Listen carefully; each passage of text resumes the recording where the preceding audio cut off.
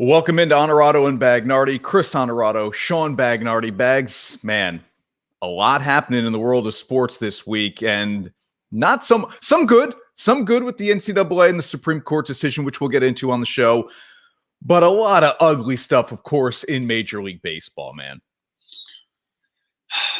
If I had told you at any point we're going to be talking about pitchers pulling down or starting to pull down their pants, oh yeah, so umpires could check for sticky stuff, what would you tell me? I would tell you Rob Manfred must be running the show. It's ridiculous what this has turned into, but I'm not completely on the pitcher side, and I'll tell you why coming up on today's show. The Supreme Court hands down an incredibly important decision in regards to name, image, and likeness for college athletes to capitalize a little bit and make a little bit of compensation on who they are and why people care about them in college sports.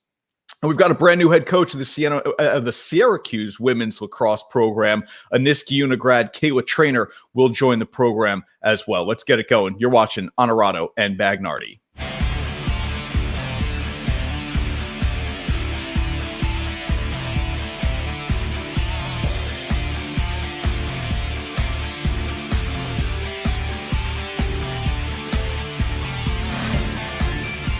This is Honorado and Bagnardi, brought to you by Outfit House.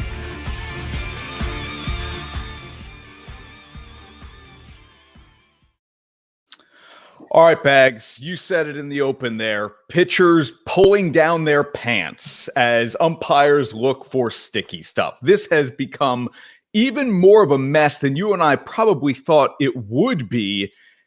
Max Scherzer, Sergio Romo are the guys who really stole the headlines. There have been other guys who have handled it a little bit better than those two. And Shohei Ohtani kind of laughed it off middle of the week. Your guy, Jacob deGrom, same thing, kind of a smile as managers asked for him to be checked. But overall, this has been an absolute national disaster for Major League Baseball. Yeah, because it's something that is really important, and it's a really serious issue about whether or not cheating is going on in your game, something that baseball has had issues with a time or two in the past here.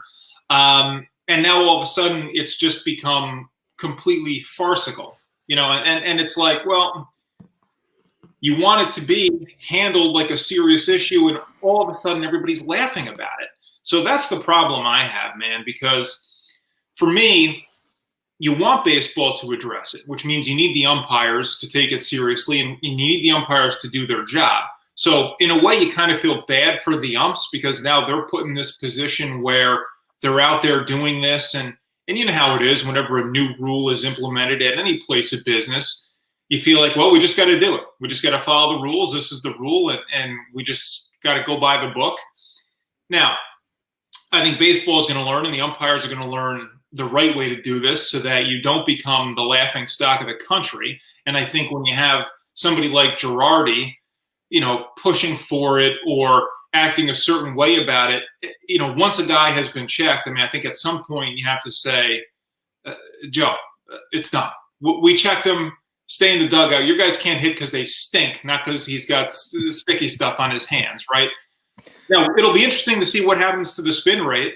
Baseball is going to keep cracking down on it. To me, they just have to do it in a way that doesn't make them look stupid, because now you've made a laughing stock out of a very serious issue. All right. The best thing to happen on this show in the last couple of months just happened. I lost IFB. I couldn't hear you, which is probably why you actually maybe made some good points. You're siding with the pitchers here that this is just a little too ridiculous? I think it's a really important issue that baseball has to address. But for me, don't do it in a way now that you become a laughing stock in doing so. Okay, right? Fine. And that's fine. Here's why I'm not really on the pitcher side anymore. They are the ones who took this too far. And I get it. Major League Baseball allowed it to happen, right? But if, as an athlete, you want to be so up in arms over, in baseball, so many unwritten rules, right? And nobody takes themselves more seriously than baseball players for the most part. But as pitchers, you have pushed this thing, Bags, too far. You were using some kind of combination of substances that allowed you to grip the ball better, and everybody was cool with that until you started using the likes of spider tack. And now it becomes a highly competitive advantage. It is the same cheating in the way that steroids was for hitters. And look, pitchers use steroids too, so it wasn't like both sides weren't using it. But this has become a one-sided issue. And now pitchers want to pretend like, oh, you're making me look bad. Oh, this is so ridiculous. I'm insulted. Come on. Rob Manfred is an absolute clown of a commissioner. I will agree with them on all of that. But for pitchers to act offended by all this when they were the ones who created the problem in the first place, now I have a little bit of an issue with their theatrics, if you will. I agree with you, but the problem is it becomes theatrical when it's handled the way it was handled.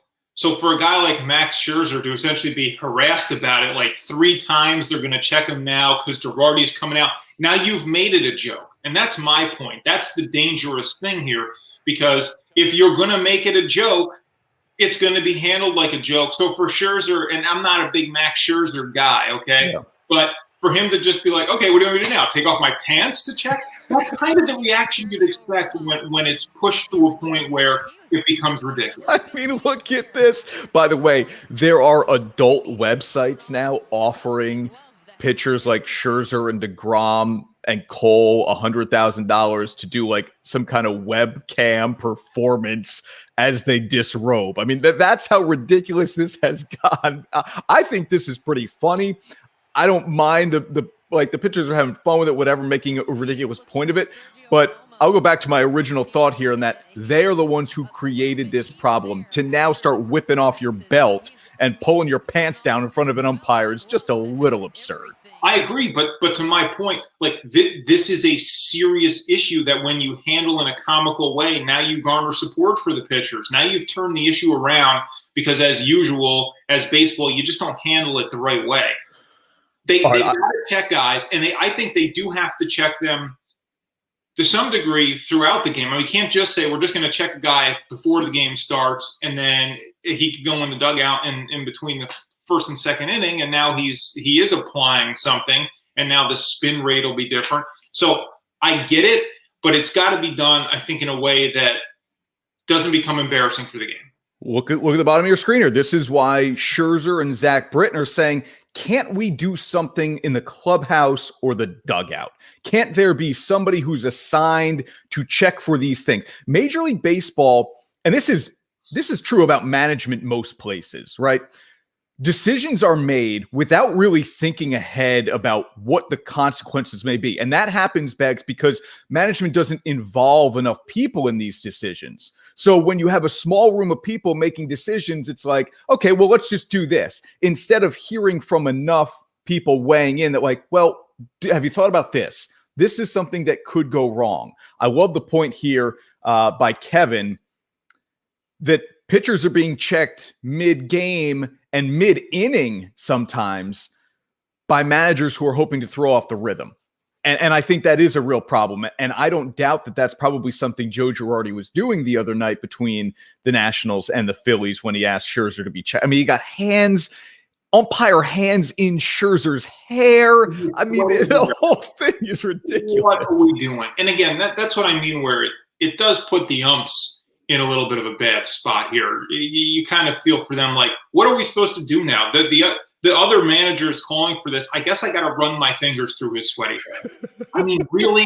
I don't know. And then you got Scherzer joking around yesterday, telling the umps to check Bryce Harper's hair. You know what I mean? And now the issue has very quickly pivoted from we've got a huge issue here in baseball, potential scandal involving cheating, to now what a joke this is. Yeah. And that's what's frustrating for me, because this really is, and we'll see how this, I'm really curious to see the direction now the spin rates go, because you and I think, are not big spin rate people in general. But if we do see now a crackdown on this and a reversal in some of the numbers in terms of that spin rate, in terms of some of the offensive output, then what are we going to say? I mean, well, I believe that spin rate is very effective. look at Garrett Cole's strikeout numbers. I believe he can still be an effective pitcher, but I'll always contend that there's a big difference between Pittsburgh Garrett Cole and Houston, New York Yankees Garrett Cole. And we saw that shift, and I'm convinced of it, that spider tack or some other substances were introduced to Cole when he went to Houston, and he just became a much more effective pitcher. So he can still be good, but is he going to be a 12 strikeout guy in 6 innings type of pitcher anymore? That to me is the thing to watch. That the thing to me is the thing to watch here so far. My last point on this here, Yeah. Chris, is just that there's a grace period here too as we adjust, and eventually, my guess is this will become, the checks are just sort of routine. They're done in a quick way, kind of a discreet way, in between innings, during a commercial break. It's something that's like a checklist. We're going to do this, and then we're moving on. And this is something we won't be talking about later in the year unless we see some shift in the numbers as a result of it. And then the discussion will be, I guess it's working. So it had a bad first week. I do think in the long run, this will be okay. This will not be something that makes baseball a laughingstock throughout the entire season. It's just like, as usual, here we go with baseball. But over the long haul, I think we'll be okay. We're talking about 2 instances, really, but how out of touch is Manfred? He thinks it's going really well. I know. Don't come out and say that, man. Come on. Right. We got to read the room a little. We've got some things to work on. There have been a couple incidents that, gain national attention. We will straighten some things out. We'll figure out the most effective way to do this. I still believe these checks need to be done. Period. What frustrates me about him is he doesn't seem like a guy who's ever going to be like, my bad. And how many bosses do you know who are like that? And it's like, that's so frustrating. That's just poor leadership to never hear somebody go, you know what? We screwed that one up. We're going to make some changes. We'll get it right. That's leadership. And I think that's one of the bigger things that's absent from this guy that really has turned him off to a lot of baseball fans and probably a lot of players and coaches around the league. Are the Mets for real? I'll give you 2 numbers later in the show to make the argument and that they are, and then the counter argument that they are not. Plus 2 big names in the home run derby. I wonder if Bags is fired up about July 12th and the home run derby before the All-Star game. But we had big news this week out of the Supreme Court, and the justices ruling with former college athletes and how that will benefit current and future college athletes. Sports legal analyst Dan Lust, buddy of ours, will join the show coming up here on Honorado and Bagnardi. That's next. Happiness is found in simple things. The sun on your face, sharing laughs, at the campground, getting wet, relaxing together, the love of family. There's never been a better time to go outside and play. Alpenhaus Pool Spa Boat and RV, bringing families together and creating memories since 1964.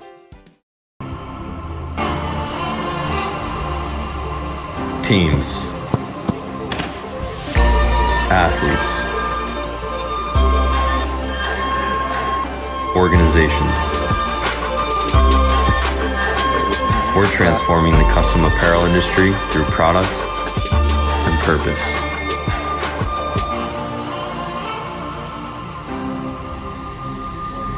Claim your crown.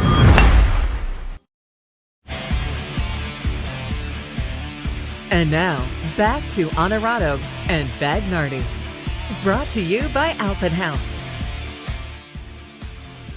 Bags, I think this was the decision so many of us were waiting for the Supreme Court, the highest court in all the land, to side with the benefits college athletes should probably have access to. And I'm not talking about players getting paid by the university. I'm talking about guys and girls just being allowed to make a little bit of money off themselves. If a jersey is sold, if somebody wants their autograph, if somebody wants their picture, if somebody wants to give them an endorsement deal like an auto dealership, why shouldn't they be allowed to do that? And now we've got the NCAA in a little bit of an interesting spot after the Supreme Court says Name, image, and likeness. Those college athletes have the right to make a little bit of money off those three things. Dan Lust covers it all. He's got a podcast called Conduct Detrimental. He is a legal professor, and he's a buddy of ours as a sports legal analyst, and he joins us here on the show. Dan, it's good to see you, man. It's been a while since we've had a chance to catch up, but we appreciate the time.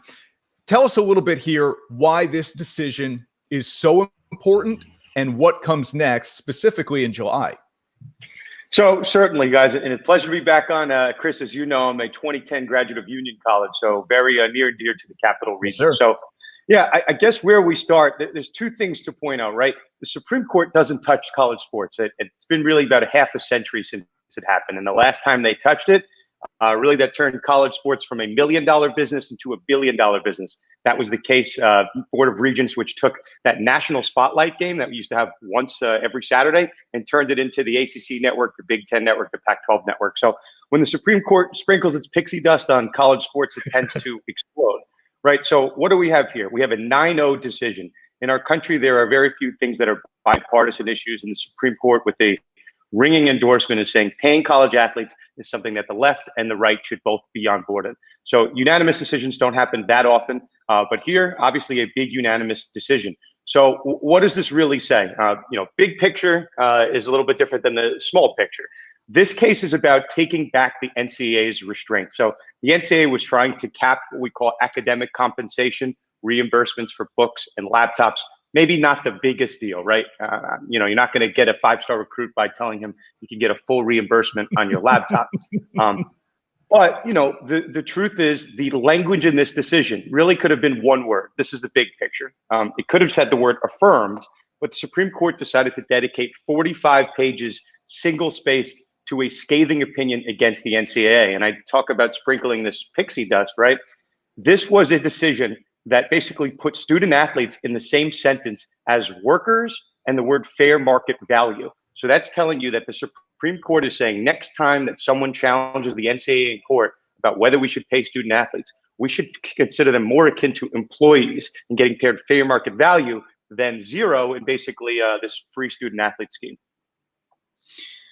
Yeah, so do you think then do you think they did that on purpose in terms of that approach, and instead of just saying affirmed and coming out this way, that the intent was to really send a message about the future and to really send the bigger picture message that, yeah, these athletes deserve compensation for their name, their image, their likeness?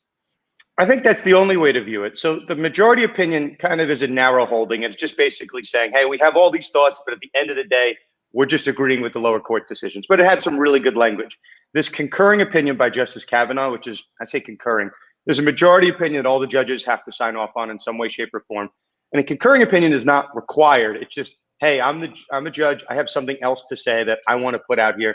If another judge wants to agree with me in this concurring opinion, it's fine, but it's not necessary. So, Sean, to your point, the last sentence of this concurring opinion says, quote, the NCAA is not above the law. Period, hard stop, close the book on the decision, right? If there's a mic drop moment for the Supreme Court of the United States, that's what it is. So I viewed this, as a moment of saying, hey, if the NCAA is challenged in court on any level from here on out, this is the Supreme Court of the United States basically sending a signal to all the lower courts on the federal court level, the state court level, hey, the highest court in all of the land is not on board with what the NCAA is doing. They think they have some kind of quasi-antitrust exemption. No, they are not above the law. They're not Major League Baseball. They don't have an antitrust exemption, and we're not inclined to give it to them.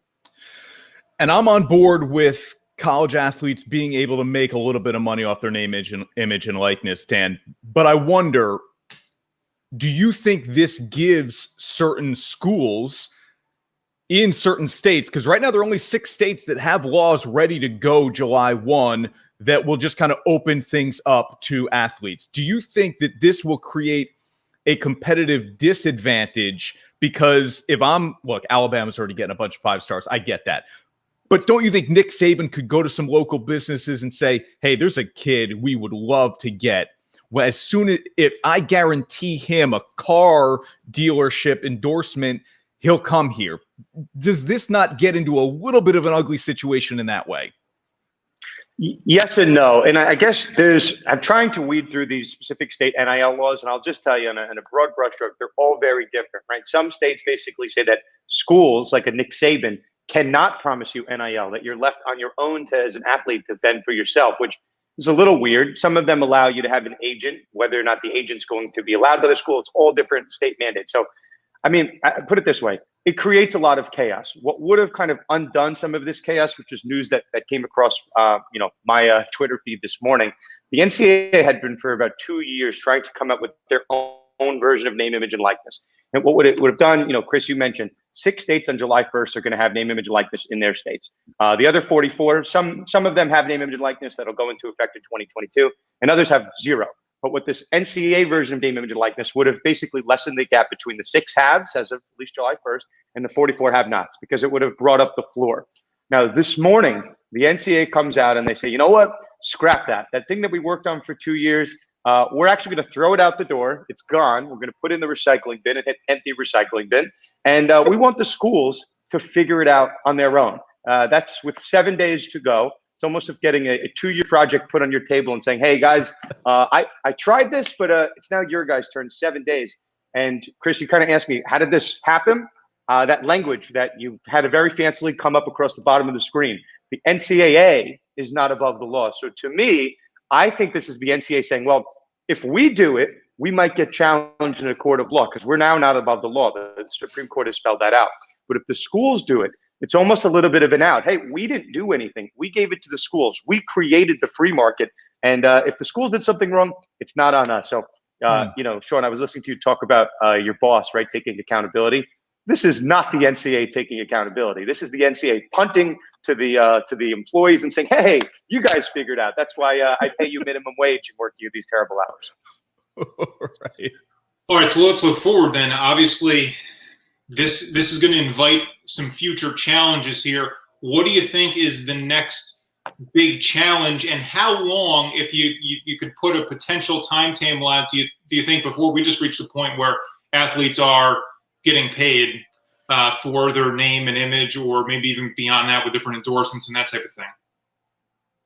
Yeah, I have said for a while that I thought the NCAA was going to file something that's called an injunction, which is basically the states getting sued by the NCAA to block those laws from going into effect. So that wouldn't have made the date July 1st. It would have kind of pushed it back indefinitely. And that I thought was by the NCAA to buy time for the federal government to come in, which if the federal government comes in and passes a law, it's the same thing that I know from Union College, right, guys? The drinking age is 21 years of age across the country. It's a clean rule. When the federal government passes a law, it's clean. So then you don't have 6 states and the Alabamas and the Floridas getting a recruiting advantage. Everyone has the same laws. So I thought that was their plan. But as of this morning, if the NCAA is putting out this memo and saying, hey, schools, you guys can figure it out, I guess it seems like they're going to let this July 1st deadline come and go.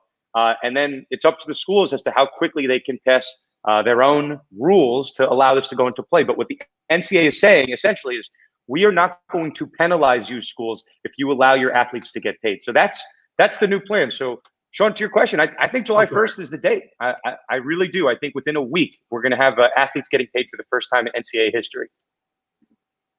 Unbelievable. Okay. Dan, so much of this started with Ed O'Bannon from UCLA and the video games. But I remember seeing in the Fab Five documentary, Chris Webber saying, I'm at the NCAA tournament, I'm walking by these stores and I'm seeing a Michigan 4 jersey hanging up. And I'm thinking, how much are they getting for that? I'm not getting anything. So are we talking about jersey sales in a college bookstore? Are we talking about video games, obviously? Are we talking about endorsements on top of this? I mean, what really is the scope of how college athletes will be able to benefit from the NIL? Okay, so a couple things. And a great documentary for the Fab Five, the big 30 for 30 guys, so definitely respect that. So I guess number one, a lot of these NIL bills, and I will say they're all a little bit different, but the schools don't want you to profit off of their logos and insignias. So for example, if you're a University of Tennessee athlete, you can't have some type of commercial where you have that big Tennessee Volunteers logo and profiting off of it. So they don't envision that. So I guess that's one. It's not the jersey sales. I don't think are going to come with it. I don't think they're going to get paid for their services, which is, the TV deals and like the gates at the game. So I think that's a separate conversation, maybe at the Supreme Court at some point in time, but not today. The second point you raised, Sean, is about video games. So that's a fancy thing called group licensing, which the NCAA and the conferences control to some extent. That's basically saying, hey, we're going to give you all the license to all of our teams, schools, those logos. We're going to let EA Sports or some type of video game company figure it out. That could happen, maybe. It's not really on the table for name, image, or likeness. Now, the third thing that you said is the endorsements. That's what's on the table. So I've always thought the easiest way to explain this is something called like an entrepreneurship license. You can go out and if you can make money off of like your TikTok account, your Instagram account, your YouTube, and you're not using the school's name, image, and likeness. You're only using your own name, image, and likeness, and you're a solo kind of player in this field. That's fine. So you could be a Nike athlete, right? You could be a Gatorade NIL athlete. You could be a Coca-Cola athlete, right?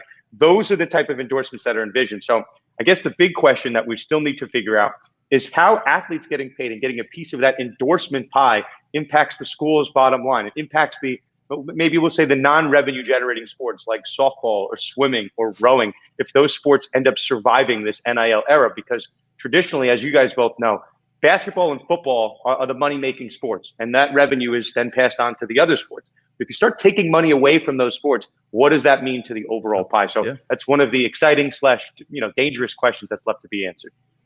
How do you see all of this impacting whether or not guys even go to school? In other words, you might have a guy who would normally go for 1 year and then go right to the NBA. Are guys going to stick around longer now if they've got a chance to make some money there before they move on?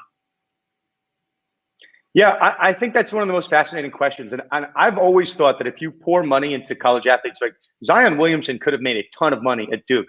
Tim Tebow, obviously he has a little bit of a different standpoint on this stuff, but in Gainesville, what would he have made, right? He was like a legitimate god down there. Could he have commanded like a $50 million a year in earnings? Like it's not crazy, as crazy as that sounds. Like, Zion was the national spotlight game on weekdays for no reason. And he was the really one commanding that. So yeah, I think there's a world, right? If you don't want to go into the NFL, right? There's 100+ D1 college football programs. If you don't want to go into the NFL and be some third string guy, on the practice squad, making very little money, why wouldn't you stay for 4 years, right? Same thing goes with the point guard in at maybe a MAC school, or even like a Siena basketball, right? Yep. Like there's a national spotlight when you're in the tournament. Maybe stay there, right? Maybe stay there and try to hang on and make a couple extra dollars. But who knows, right? The capital region is what that's going to bring in. But I think fair market value is scaring schools while it's at the same time exciting players, because we don't know what that is, right? So, I think there's a world where athletes want to stay and really see this out and see how much money they can make while being the big man on campus, right? And not holding someone else's bag as a rookie at the professional level.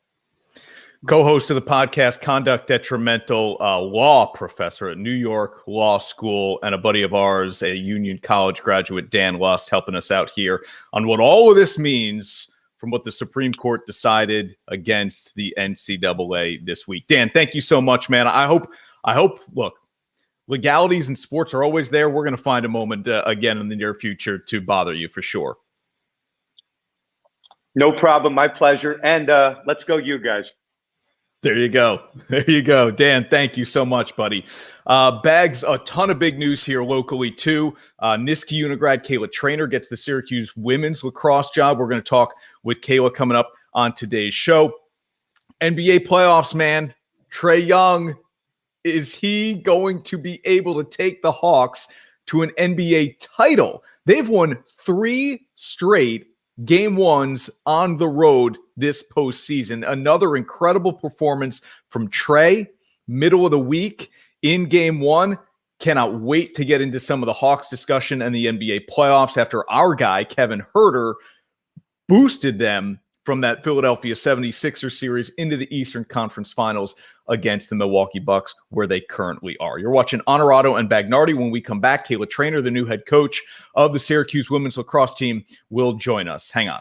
At Marcella's Appliance Center, our commitment is to you, providing essential appliances that families depend on for cooking, refrigeration, cleaning, and sanitation, plus appliance repair. You can have peace of mind that Marcella's is here for you today and every day, like we have been since 1957, helping you make the right choice with trusted brands like Whirlpool, Maytag, KitchenAid, Genair, and many more. Shop Marcella's Appliance Center in-store, online, or by phone. We're here for you.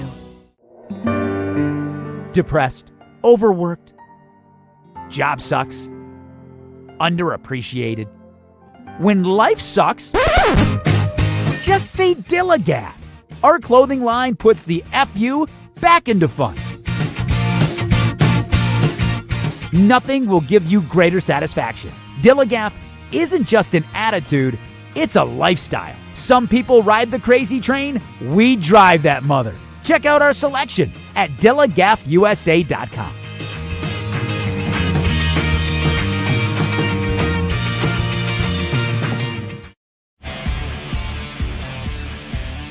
And now, back to Honorado and Bagnardi. Brought to you by Alpin House. Sean, as we run down the number of head coaches there have been in Syracuse women's lacrosse history, you won't believe, one, how few there have been, two, how incredibly accomplished they all are coming into the job as players and as coaches.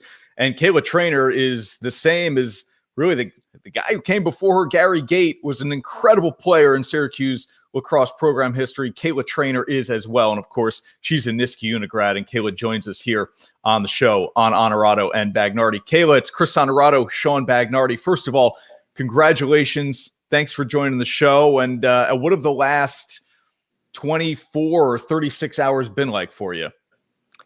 Yeah, it's been a whirlwind, been unbelievable. I was just saying to somebody when I was driving in this morning to Syracuse to the office, it's been the first time that it's actually felt real. So it's been amazing, and I'm just happy to be here. Yeah, so you're there now, settling in, right? What are some of the first things you've got on your checklist that you want to get accomplished?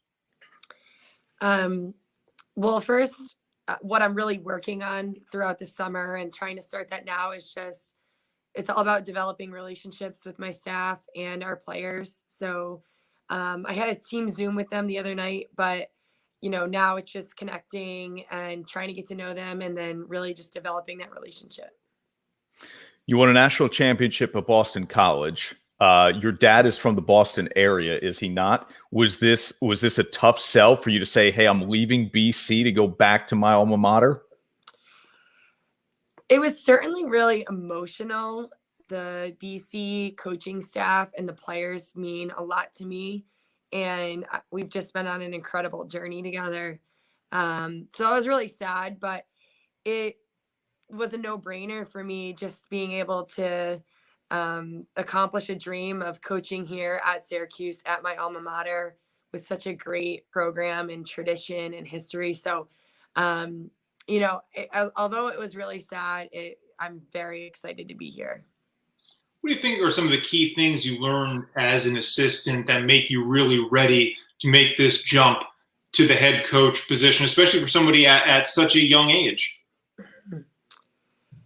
Yeah, there was so much I learned in being an assistant, and Acacia taught me a lot about, becoming a head coach, and she really mentored me in that area.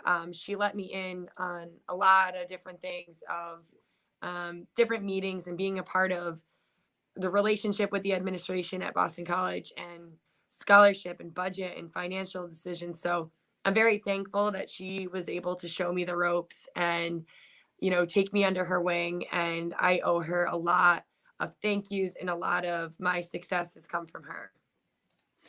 Is there, as Bags mentioned, you are still very young, obviously, and your playing days would be fresh in many people's minds who are either recruits to Syracuse or current Syracuse players. So do you have to talk about what you accomplished there at all? Is that kind of already understood? What is the role of a coach who was a great player in passing that message on, like, hey, this is how you get to 4 straight championship weekends? Mm-hmm. I think it's more about, for me, the advantage of me having played at Syracuse in recruiting is that I said this yesterday, that I want the players to have the same amazing experience that I did. And really a lot of that is off the field, and just the relationships and being a part of the Syracuse family. So for me, it's about I think I understand how amazing of an experience it is to play for this school and to play lacrosse in the city of Syracuse. So for me, it's just about, I want the players to come here and love their experience the same way I did. How much of what you're going to do will be that balance between obviously the X's and O's and coaching your team and then the recruiting side of things? Mm-hmm.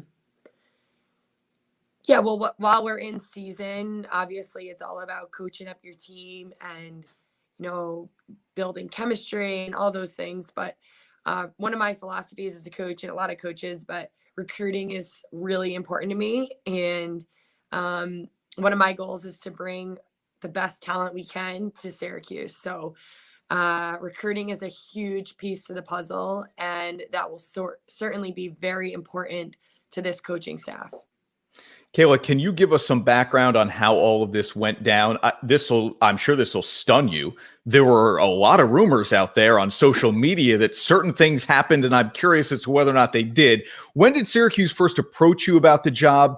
How many conversations did you have with administration and the AD, John Wildhack, who I love and have had the opportunity to talk with a bunch of times? What was the process like? Yeah. There was a lot of rumors out there, and I can confirm that they were rumors. It was just a lot of talk and a lot of speculation. And, Gary leaving this program was a really big deal. So a lot of people were interested on who's going to fill that role. And, people were just saying a lot of different things. But no, the process was pretty seamless and easy, and they reached out and I came and did an interview and went through the process with the administration and the search committee, and shortly after I was offered the job and I accepted almost immediately. So it was pretty simple and seamless, and but I can confirm that there's a lot of rumors out there. Do you feel any pressure sort of filling big shoes, especially for your first head coaching job, or is there something sort of comforting about that, especially the fact you're going back to your alma mater? Mm-hmm. Yeah, it's always a little nerve-wracking and there is pressure, but for me, this is sort of my comfort zone, not just playing here and knowing the university, but really just what we're trying to accomplish here is something that I've been trying to accomplish my whole life. This isn't a new goal of mine. And this is the place I want to be to accomplish that goal. So yes, there's definitely pressure, but again, this is not new to me. This is something that I've been experiencing my whole life. Did you know when you were playing that you were going to want to coach? Yeah, I knew in high school. Part of my choice in choosing Syracuse was like when I went on visits, I was talking about how I want to be a coach, and that was a part of my decision. And I really thought Gary could mentor me and help me to becoming a great coach. Well, look, this team made it to the national championship game, and that's despite some key injuries. This team is loaded if it comes back as we assume it will, Kayla. So you talked about the pressure, but that's got to be exciting as well in your first head coaching job. Congratulations from us in the Capital Region. A ton of people in the 518 will be rooting for you. That's for sure. Congrats, and thank you for taking the time with us here. Thank you so much. Kayla Treanor, the new head coach of the Syracuse women's lacrosse program, and one of the greatest players in Syracuse lacrosse history. Bags. Really, really cool opportunity for Kayla, who at 27 years old gets the call from her alma mater and says, "Hey, do you want to be our head coach?" Pretty cool. How much of an idiot were you at 27? I mean, you still are, but could you imagine having a job with that kind of pressure? I know. To have your stuff together, right? That when your alma mater, which is one of the greatest programs in the country, calls you and says, "Hey, do you want to be our head coach?" Like, I mean, that's just it. You or I wouldn't be ready. She clearly is. So young, but that's irrelevant if you are game for the task, and she obviously is. Already, you can tell very calm and collected and businesslike and ready to go. Do you think if you were taking over, especially a team that is already basically expected to win, that you'd be more excited about taking that team to back to a championship potential, or would you be more looking forward to doing it with players you recruited yourself? Okay, I'm going to give you the coach answer first. I think the coach answer is no. Give me a team that's ready to win now. Yeah. And the players I recruit, my own recruits, will simply be better each class because they want to be part of the winning culture that's already been established. I'm not good at life balance things. So when I hear like, hey, this team's expected to win, and they were in the national championship game last year, and if the injured players come back, they'll be a top 5 team in the country, certainly. I hear pressure. Yeah. I hear, all I hear is possible disappointment. Well, it's a little rude because if you won, you were just expected to. So did you really do anything that great? And if you don't, why didn't you win? You were expected to. It's like Steve Nash in a way, right? You come into a team with big stars already on it, and it's like win or bust. And then you realize as the season goes on, no, every season is its own entity, and you have your own challenges you've got to overcome. And I'm sure she'll face some adversity in her first season, and how she responds to that will be ultimately how we decide, right, what kind of coach she's going to be. But would you rather be the coach of the Nets or the coach of the Rockets? Today, the Nets. Yeah. Of course. So I'm just saying, like, if you were to choose a situation, you would always choose what you perceive to be the best situation because of the talent on the roster. But you also have to understand the pressure that comes along with the expectations of winning. And it's why I've long said that I think coach of the year in any sport, you shouldn't be penalized simply because you have the best players. I think that makes it the most challenging job in all of sports. So I've always said Steve Kerr should have been coach of the year every single year. He had Durant, Curry, Green, Thompson. Even when you take Durant out of that mix, I always thought the importance of a good coach just to keep that thing on track and be able to get it to the finish line, that makes you coach of the year. And it's funny because Steve Kerr, it's like, I still always think of Steve Kerr and go, yeah, Mark Jackson kind of built that first championship team, right? So it's like, you just can't win. You can't win. Bags, you want to address this here? What do you got going on behind you? Oh, yeah. So this door is an angle. At an angle into the entrance. Hang on a second. Closet door. Closet door here, double door opens. This one's on an angle. The room kind of opens out from. Yeah, that's all. Yeah. All right. So we settled that one. I feel better. Look, anytime we can answer a critical sports question from a viewer, we're happy to do it. There's no doubt about that. All right. Are the Mets for real? One stat that says they are, one stat that says they may not be. And what about the Hawks? Are we buying in? Charles Barkley, middle of the week, says, I'm finally ready to admit that the Hawks are good, that they are legit, that they are for real. And that was after they won a third straight game 1 on the road to open a playoff series. That's coming up on Honorado and Bagnardi. Nutrition is 80% of a healthy lifestyle. With 4 locations in the 518, Bold has you covered. Delicious? I think that's a yes. It's never been easier or more affordable to eat healthy. Salads with 17 dressings to choose from. Acai bowls with unlimited toppings. Power grain bowls, oatmeals, smoothies, artisan toasts, and Belgian waffles. Live bold 7 days a week. At work, home, or on the go. Dine in, grab and go, pick up or delivery. Live bold, eat bold. And now, back to Honorado and Bagnardi. Brought to you by Alpin House. All right, Shawnee, before we get to the Mets conversation, the Home Run Derby, which has 2 big names in it as of this week, a couple of comments here. One from Joe: if I was an MLB pitcher, I would not disrobe for the purpose of searching of any foreign substances on my body unless there's a court-ordered warrant. You know what's funny? As I'm watching the Scherzer, and I'll play it here again, as I'm watching the Scherzer and Sergio Romo video, doesn't it remind you of like going through airport security? Yeah. Sir, you still put the hat down, please. The belt, are you wearing your belt? No. Okay. Take that off. Yep. Drop it onto the conveyor belt. It just reminds me of, and then you walk through, and something still beeps, and they say, "Okay, I've got to check you."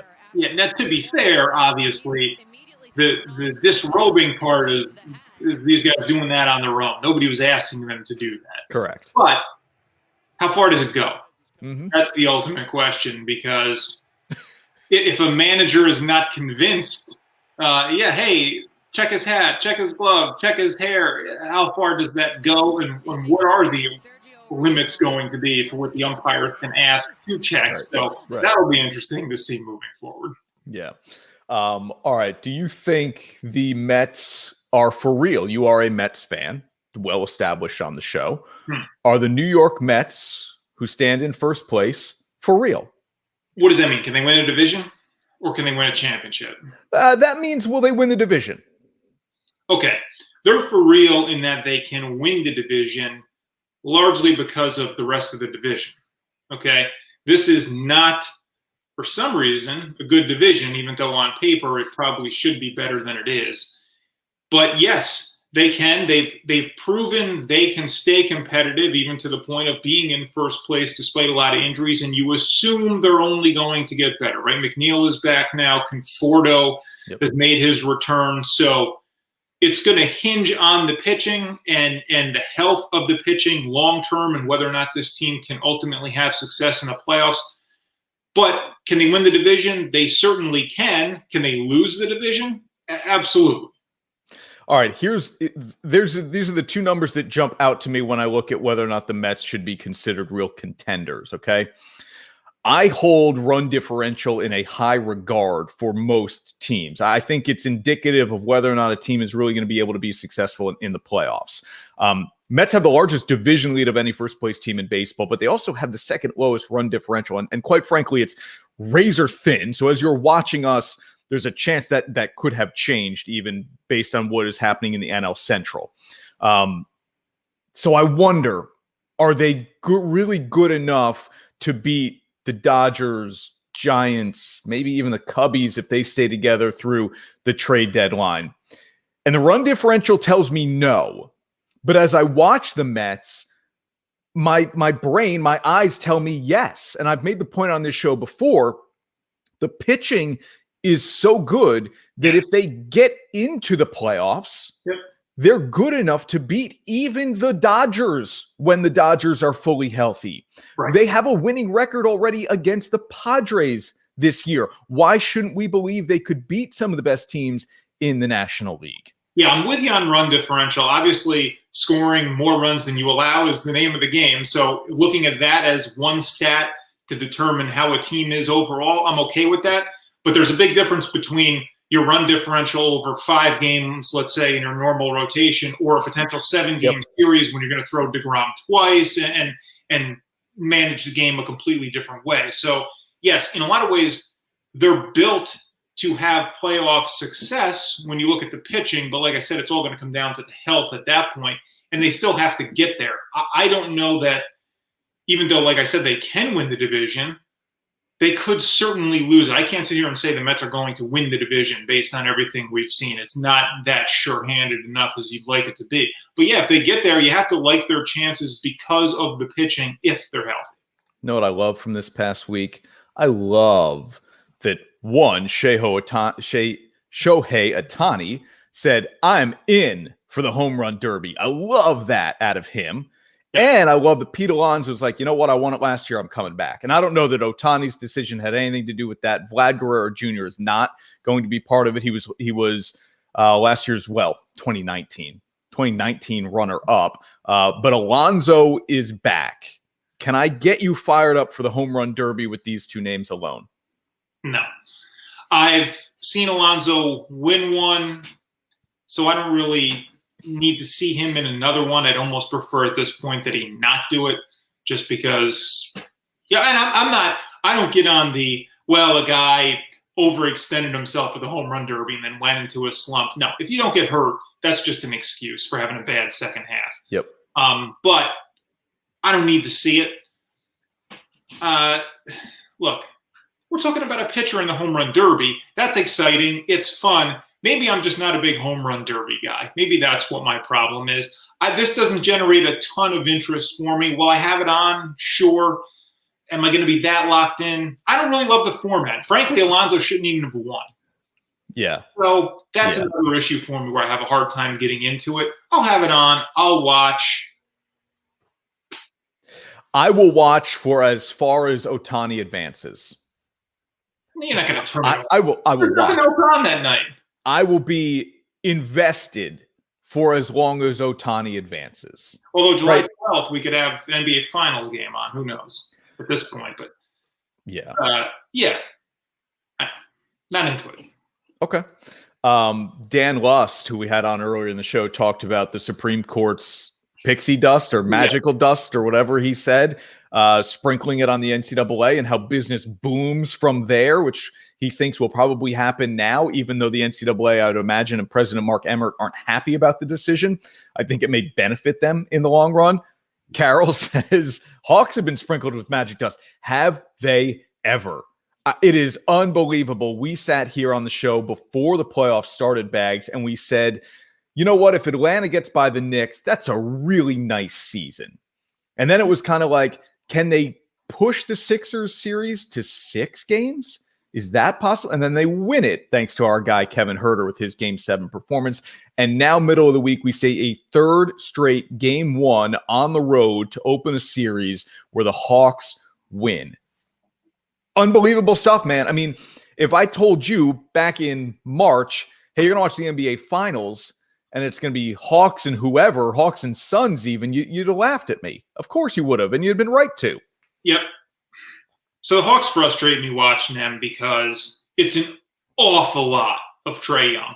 Now, you can't complain when it works, okay? And he can drop almost 50 points and get you a win on the road, and it's great, and he's the big hero. But when I look at the box score, man, he's 4 out of 13 from 3, and he is chucking. I mean, I'm okay with your best player taking a shot without running a play, right? You ISO a guy or you bring a guy up and he takes a heat check. We see a lot of great players do it, certainly in today's game. Damian Lillard is another one, Steph Curry, where these guys can come up and pull up from just about anywhere.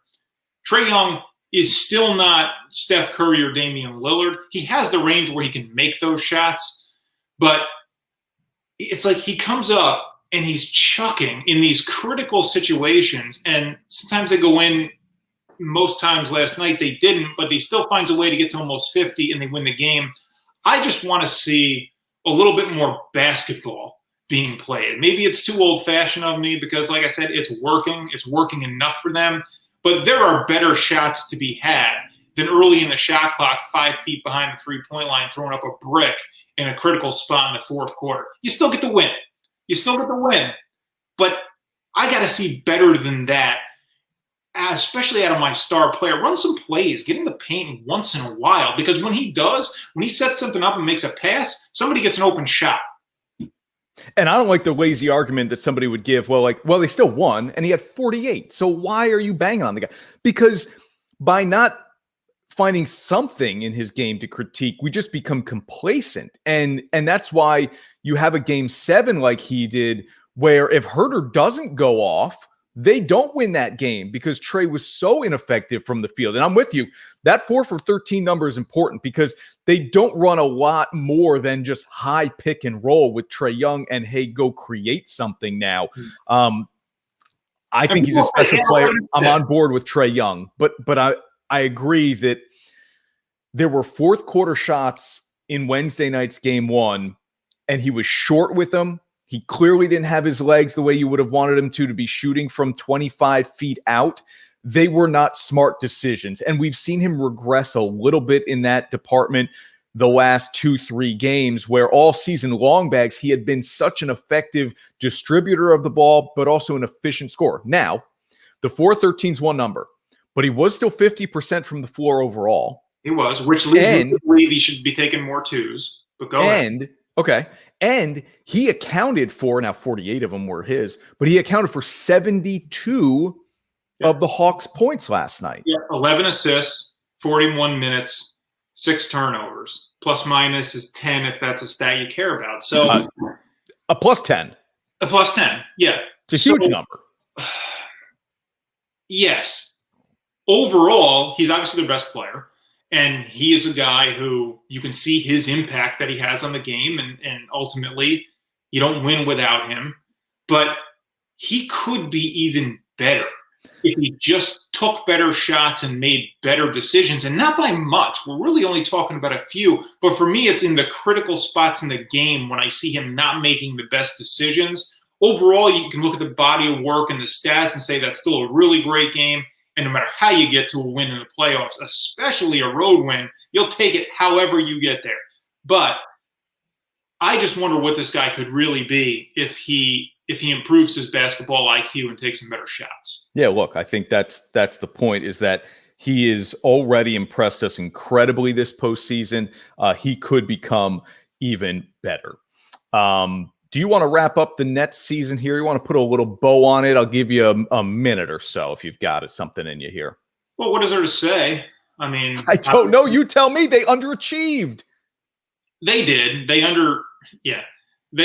underachieved. Two things you'll look back on, obviously, is the injuries. What could it have been if we were healthy? And I said to somebody yesterday, it's like a part of that makes it easier and a part of it makes it harder, because you could say, well, we weren't healthy. But then the other side of it is like, we just weren't healthy. You know, you want to lose at your best, as dumb as that sounds, because you want to see what it was going to look like, all of them together. Really, at the end of the year, we did not see the big three together nearly enough. Only really a handful of times in the regular season, and obviously it just didn't come to be in that series against Milwaukee. So it's frustrating. It still went 7 games against the team that could win the championship. Who knows? If Kevin Durant's toe is a centimeter behind the line at the end of regulation, that's a 3, and you advance instead of a 2, and then you lose in overtime.